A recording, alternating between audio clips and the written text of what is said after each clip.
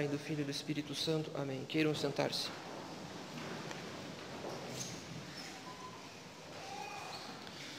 Caros fiéis, o que faz a cena da transfiguração no segundo domingo da Quaresma?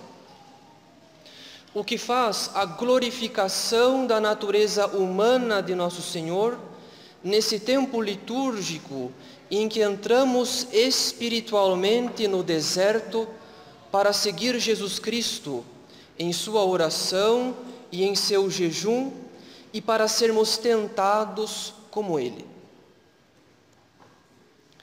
Se a Quaresma é como um deserto, por que agora subimos com Nosso Senhor até o Tabor?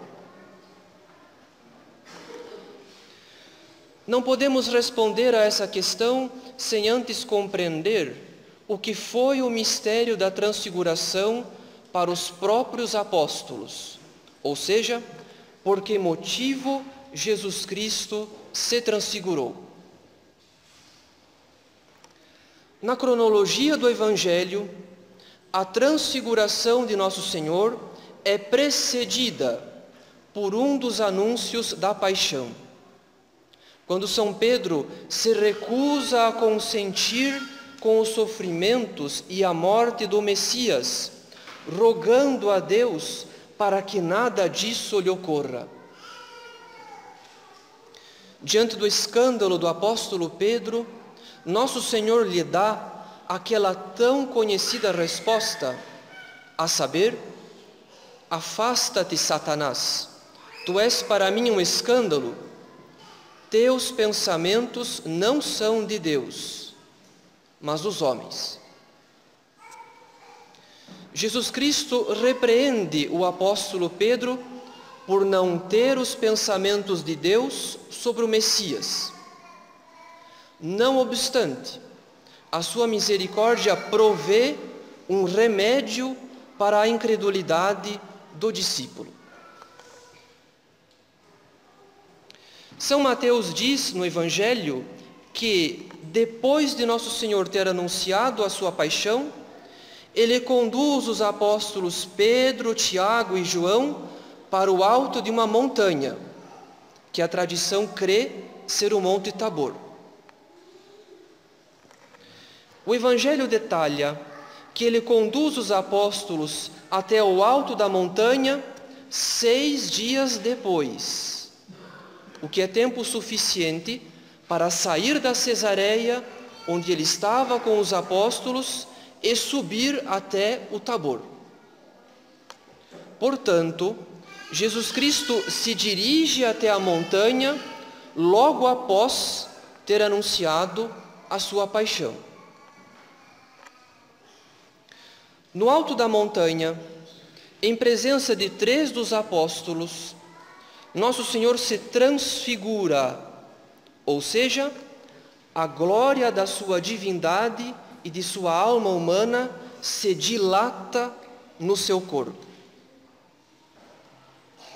Essa glória, porém, caros fiéis, não equivalia à visão beatífica, a visão que os eleitos usufruem no céu. Porque enquanto os eleitos veem a Deus face a face, a glória da transfiguração não passou de uma claridade emanando do corpo, mas que foi suficiente para os apóstolos terem uma pálida ideia da glória divina do Messias. Na verdade, a transfiguração não poderia ter dado aos apóstolos a visão direta de Deus, porque nós não poderíamos ver a Deus face a face com os nossos olhos carnais. Se os eleitos veem a Deus diretamente no céu, é porque eles já estão purificados de todos os seus pecados e devidamente elevados à visão beatífica. Ou seja, Deus capacita a inteligência dos eleitos para que eles possam contemplar a glória da Trindade. Dito isso, cabe-nos agora averiguar o motivo desse mistério. Com efeito, pela transfiguração, nosso Senhor confirma os apóstolos na certeza de que o Messias é Deus, assim como os conforta diante do anúncio da paixão. O Messias deverá sofrer e morrer, mas ele morre como o Senhor da vida e da morte, prometendo também a sua ressurreição e vitória definitiva contra o pecado, a morte, o mundo e o demônio. Portanto, o motivo da transfiguração era confirmar a fé e confortar a esperança dos apóstolos. É por uma razão semelhante que o mistério da transfiguração se faz presente na Quaresma. A Igreja quer confirmar a nossa fé de que a penitência quaresmal não será um sofrimento vão, uma privação sem sentido. Não sofremos por sofrer, porque Jesus Cristo nos promete em recompensa a glória eterna, em pagamento do sofrimento passageiro. Cada uma das nossas obras de Quaresma, portanto, são atos de amor. Ou melhor, são respostas de amor ao amor misericordioso de Deus. Afinal, caros fiéis, se Deus nos perdoou de todo o pecado, de toda a dívida, cabe-nos agora compensar com amor o nosso desamor passado. Ou seja, cabe-nos agora fazer penitência dos nossos pecados para que a ordem seja restabelecida e nossas dívidas de amor sejam pagas. Além disso, pelo mistério da transfiguração, a Igreja quer confirmar nossa esperança diante das penitências quaresmais, para que não sejamos abatidos pela tristeza. É normal que durante a Quaresma sejamos mais afetados ou pela irritação ou pela tristeza, porque a penitência nos priva de algumas consolações, especialmente quando a penitência diz respeito a algo ou alguém a quem somos apegados. Portanto, se não procurarmos mais assiduamente a presença de Deus, se não formos confortados com a presença de Deus, pela oração e pelos sacramentos, então a privação de consolações sensíveis, unida à pouca frequentação dos bens espirituais, irá nos abater.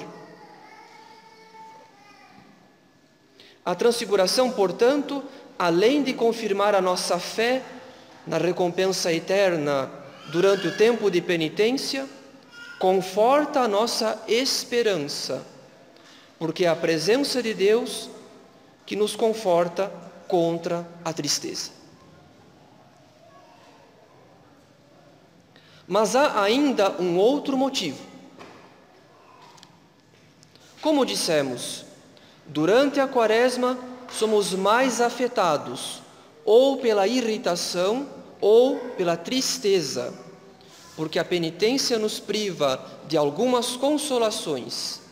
E isso é ainda mais flagrante quando fazemos penitência justamente dos nossos apegos.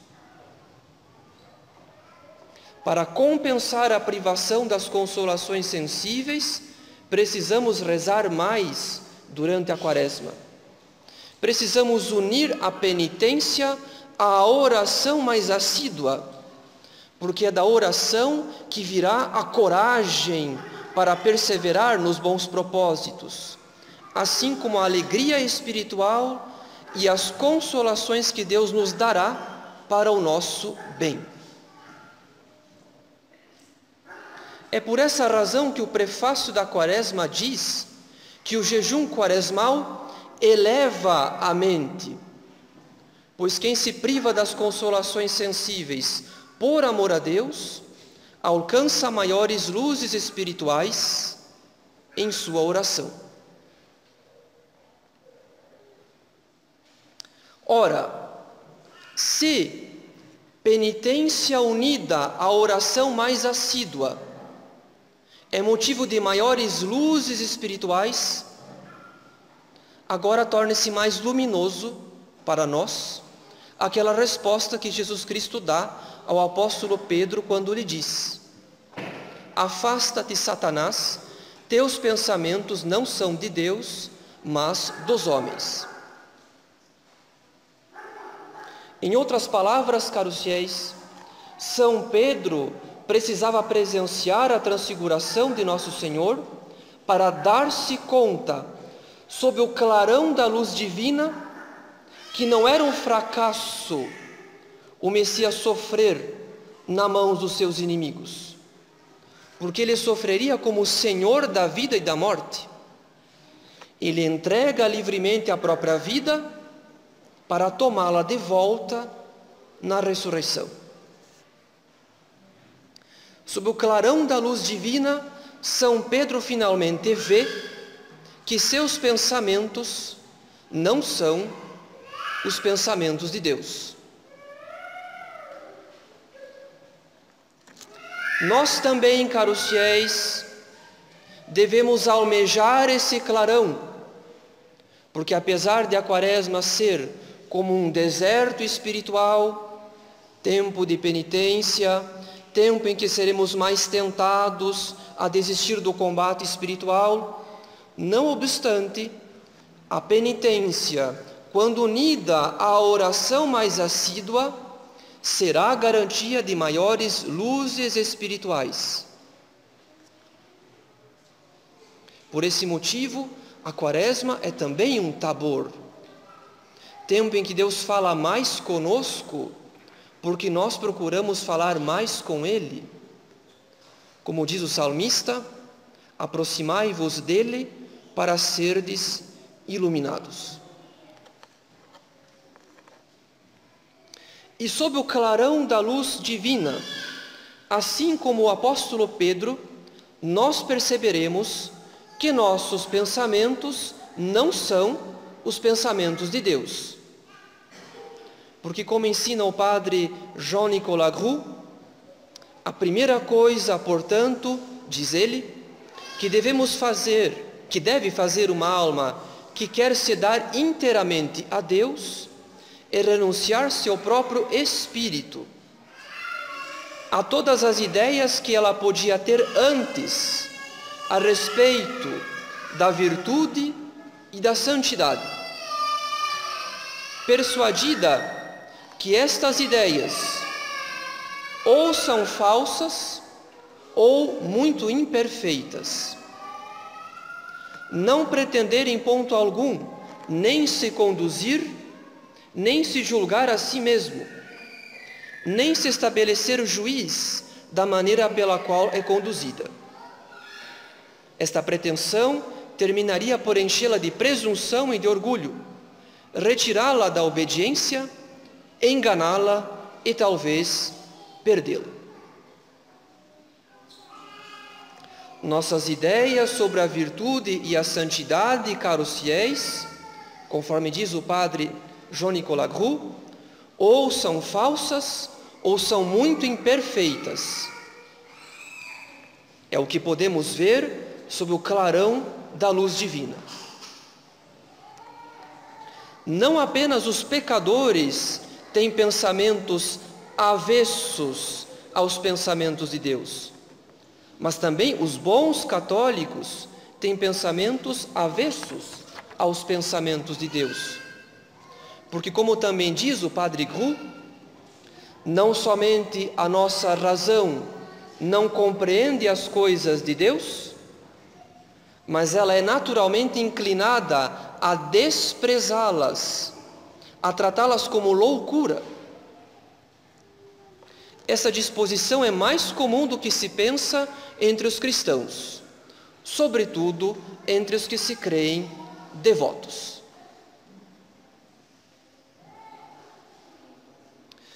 De fato, caros fiéis, é de se esperar que os bons católicos sejam tentados a conciliar o amor a Deus com o amor próprio desordenado. É de se esperar que sejam tentados ao comodismo que foge sempre que possível do sofrimento, sendo que o sofrimento é condição para o progresso espiritual. Como o apóstolo Pedro, nós não queremos servir um Deus que sofre, um Deus crucificado, de medo que sejamos também nós crucificados com Ele, de medo que Ele nos peça a renúncia do nosso amor próprio desordenado. É o amor próprio que nos cega e que nos impede de ver a nossa profunda e radical miséria. É o amor próprio que se erige em algo, que pretende ser algo por si mesmo, que se crê no direito de possuir e de governar o que quer que seja por si mesmo. É o amor próprio que não aceita admitir a nossa profunda e radical dependência de Deus e de sua infinita misericórdia. Por isso conclui o Padre Gru: a perda do espírito próprio é o que nos introduz nos segredos de Deus. E quanto mais se avança, mais esta perda aumenta, até que ela se torne total e irrevogável. Aqueles, porém, que fazem consistir seus progressos em grandes luzes próprias, em ideias sublimes, em raciocínios profundos, enganam-se bastante. Por outro lado, continua o Padre Gru, todo o progresso espiritual consiste, portanto, no aniquilamento, quer dizer, na renúncia perfeita do espírito próprio, do juízo próprio, de modo que não se confie absolutamente em si mesmo, que não se veja nada pelos seus próprios olhos, que não julgue nada, que não pense em nada por si mesmo.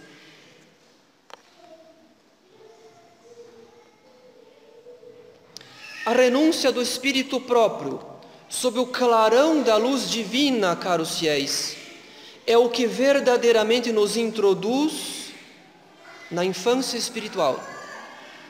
Porque são as crianças que precisam ser guiadas pelo juízo dos pais, uma vez que são fracas e ignorantes. É assim que devemos nos perceber sob o clarão da luz divina, que somos fracos e ignorantes, que não temos nenhum talento a não ser por dom de Deus, que nossas ideias mais sublimes são como a escuridão comparadas com a sabedoria de Deus, e que nada nos fará progredir na vida espiritual, senão uma profunda e irrevogável confiança no amor de Deus por nós e no modo com que Ele nos conduz em sua providência. Nada nos fará progredir na vida espiritual, senão uma profunda e irrevogável confiança no amor de Deus por nós e no modo com que Ele nos conduz em sua providência.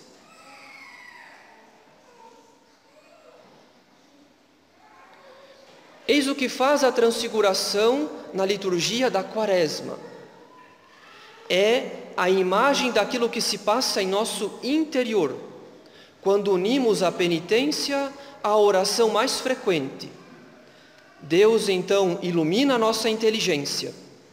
Nós vemos que nossos pensamentos não são os pensamentos de Deus e que precisamos continuamente procurar a luz divina na oração para não nos deixarmos enganar pela cegueira que vem do amor próprio. Por outro lado, é certo que entre o clarão da luz divina e as falsas luzes do demônio pode haver enganos. E por isso convém notar que quando o Espírito de Deus age sobre nossa inteligência, ele sempre diz a verdade, ou seja, ele nunca nos inspira nada contra a doutrina da Igreja. Ele jamais nos sugere coisas inúteis ou impertinentes, porque não convém ao Rei do Céu tratar das ninharias da terra. Ele produz docilidade aos nossos superiores, enquanto é próprio do demônio sugerir-nos de ocultar algo do confessor ou do diretor. Ele esclarece e torna reto o nosso juízo sobre as coisas. Ele nos infunde sempre pensamentos humildes, pelos quais a alma vê o próprio nada com tranquilidade, porque sabe que Deus há de cobrir esse nada com a sua infinita misericórdia. Em resumo, é aquilo que Deus nos diz pelo profeta Jeremias: conheço os pensamentos que tenho para convosco, são pensamentos de paz e não de aflição. Por essa razão, caros fiéis, se nossos pensamentos não são os pensamentos de Deus, se nossos pensamentos são de aflição e não de paz, peçamos então nessa quaresma o clarão da luz divina, especialmente para mudar certos juízos que temos sobre as pessoas. Talvez seja o caso de pedir a graça de perdoar alguém que aos nossos olhos nos ofendeu, de julgar com bons olhos alguém de quem suspeitamos o mal ou que costumamos desprezar, de descobrir os talentos de quem apenas observamos os defeitos, de ter compaixão de quem não recebeu as mesmas graças que nós, mas que faria um melhor uso do que nós, caso as tivesse recebido. Pois essa é a súplica da Igreja na oração da coleta, quando a liturgia diz: ó Deus, que nos vedes destituídos de toda força, guardai-nos interior e exteriormente, a fim de que o nosso corpo seja preservado de todas as adversidades e a nossa alma purificada de todos os maus pensamentos.